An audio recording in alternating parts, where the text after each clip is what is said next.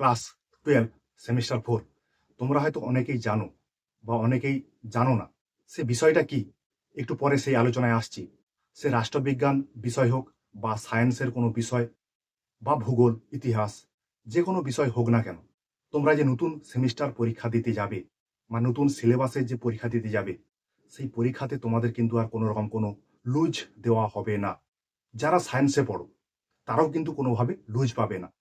সায়েন্সের ক্ষেত্রে অনেক রাফ করতে হয়, সেই রাফ করার জন্যও কিন্তু কোনো রকম কোনো এক্সট্রা কাগজ, লুজ কাগজ দেওয়া হবে না। তোমাদের যে গাছ কাগজটি দেওয়া হবে, যে গাছ পেপারটি দেওয়া হবে, সেই গাছ পেপারের মধ্যেই তোমাকে রাফ এবং তোমার প্রশ্নের অ্যান্সার দুটোই কিন্তু করতে হবে। আমাদের রাষ্ট্রবিজ্ঞান বিষয়, সেই রাষ্ট্রবিজ্ঞান বিষয়ে তোমরা তো সকলেই জানো যে একটা কোশ্চেনের জন্য এক্সট্রা একটি কোশ্চেন দেওয়া থাকবে। মানে একটি অধ্যায়ে যদি 2 নম্বরের একটি কোশ্চেন পড়ে, সেখানে কিন্তু অল্টারনেটিভ আরেকটি কোশ্চেন দেওয়া থাকবে।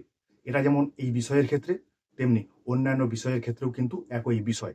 এই সংক্রান্ত যে ভিডিও আমরা আলোচনা করেছি আগে, সেই ভিডিওর লিঙ্কটি আমরা ডেসক্রিপশানে দিয়ে দেব বা প্রথম কমেন্টে দেওয়া থাকবে। যে বিষয়ে এই আলোচনাটা আমরা শুরু করেছি, সেই বিষয়টাতে এবারে আসি। তাহলে তোমরা লুজ কিন্তু পাবে না, কোনোভাবেই দেওয়া হবে না। তোমাকে সেই গাছ পেপারের মধ্যেই লেখা শেষ করতে হবে। অতএব যাদের হাতের লেখা বড়, ছোট, মাঝারি, তারা কিন্তু ভাবনা চিন্তা করেই লেখা স্টার্ট করবে। কিভাবে লিখলে, হাতের অক্ষর কেমন সাইজের হলে তুমি ওই গাছ কাগজটির মধ্যেই লেখা শেষ করতে পারবে, সেটা কিন্তু তোমাকে আগে থেকেই নির্ধারণ করে নিতে হবে।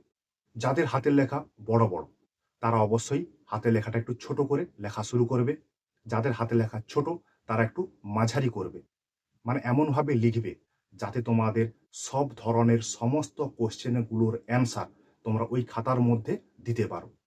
আমাদের রাষ্ট্রবিজ্ঞান বিষয়ে যে ব্যাপারটি রয়েছে, আমাদের রাষ্ট্রবিজ্ঞান বিষয়ের যে কোশ্চেনগুলো হয় 2, 4, 6, এই 2, 4, 6 কোশ্চেনগুলো হিসাব করে দেখতে পাবে 11টি টোটাল কোশ্চেন আমাদেরকে করতে হয়।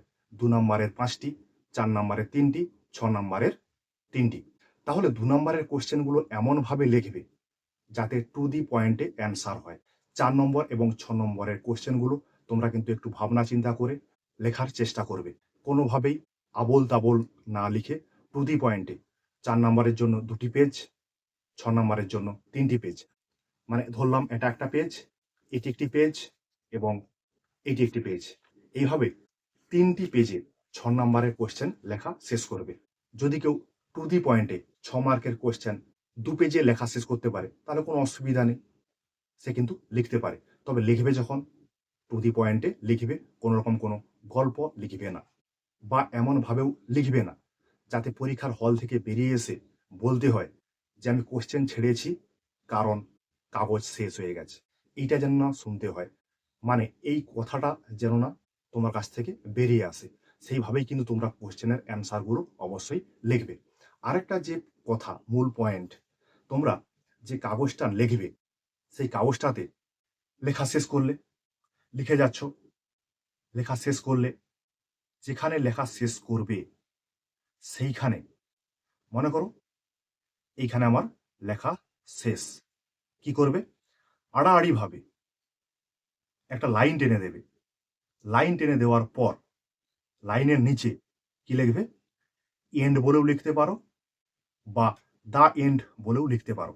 তুমি যে দা এন্ড বা এন্ড লিখলে, সেইখানে এই লাইনটার নিচেই ইনভিজিলেটর, মানে তোমার রুমে যিনি গার্ড দেবেন, তিনি কিন্তু সাইন করবেন। মানে তোমার লেখা এখানেই শেষ, তুমি লেখা শেষ করেছ, তোমার সম্মতি আছে এবং যিনি গার্ড দিচ্ছেন তারও সম্মতির ভিত্তিতে তুমি কিন্তু এখানেই লেখা শেষ করছো তোমার এই কাগজের মধ্যেই। ঠিক আছে? এইভাবে তোমরা কিন্তু পরীক্ষা দিতে যাও, ভালো করে পরীক্ষা দাও, কোনো রকম যাতে না অসুবিধা হয় সেই জন্য তোমাদের আলোচনাটা দিলাম। তোমরা আলোচনাগুলো বন্ধু বান্ধবদের মধ্যে শেয়ার করে দেবে, প্রয়োজন হলে কমেন্ট করবে। যদি কিছু জানার থাকে, যারা এখনো চ্যানেলে যোগ দাওনি তারা অবশ্যই যোগ দিয়ে দেবে। ঠিক আছে? তোমাদের জন্য আমার এই কিঞ্চিত প্রয়াস।